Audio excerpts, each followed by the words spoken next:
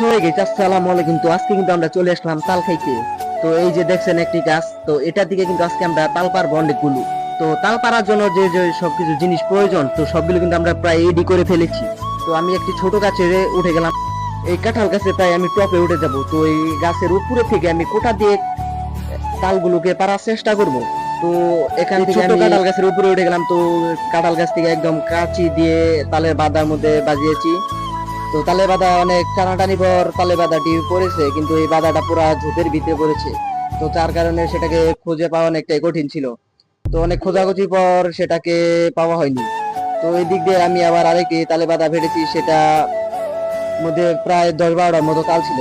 তো এই 10-12টা তালে আমাদের কিছু হবে না, তার যার কারণে আমি আরেকটি বাঁধা পেরেছি। তো তালের বাঁধা প্রায় পারা শেষ, আমি গাছ থেকে নেমে এসেছি। তো এখানে আবার আরেকটি বাঁধা কেটে ফেলেছিলাম, তো সেটাকে এখন ঝোপের ভিতর থেকে বের করব। তো সেটা এই বাঁধার মধ্যে প্রায় 10-12টার মতোই তাল হবে। তো এই তালটিকে বললাম যে তুই বাহির করে নিয়ে যা। তো তালের বাঁধা প্রায় সব পারা শেষ। তো আমরা এখন আমাদের গন্তব্যে চলে যাচ্ছি, যেখানে বসে আমরা তালগুলো খাবো। তো সবাই তালগুলোকে কান্দে করে নিয়ে সেই জায়গায় চলে যাচ্ছে। তো আমিও ক্যামেরা নিয়ে তাদের পিছন পিছন যাচ্ছি। তো অনেক হাঁটাহাঁটির পর কিন্তু আমাদের সেই জায়গার প্রায় কাছাকাছি আমরা চলে এসেছি। তো যেহেতু এটা দুপুর বেলা, কিন্তু রোদটা কিন্তু অনেক বেশি, যার কারণে আমাদের শরীর একদম ঘেমে টেমে একদম শেষ।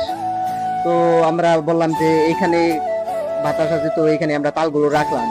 তো তালগুলো রাখার পর আমি কিন্তু একটি তাল কেটে চেক দিব যে দেখি তালের কোষটা কি ঠিকঠাক মতো হয়েছে কিনা। তো আমি বসে বললাম একটি তাল দিয়ে।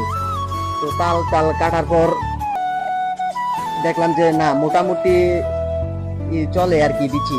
তো বেশি একটা বড় না এবং বেশি একটা ছোট না। তো ওরাও চেক দিতেছে।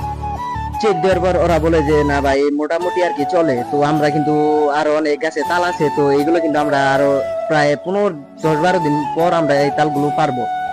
তো আমরা তাল খাচ্ছি। তো আপনারা আমাদের চ্যানেলটিকে সাবস্ক্রাইব করে দেন এবং নতুন নতুন ভিডিও পেতে আমাদের পাশে থাকবেন। ধন্যবাদ।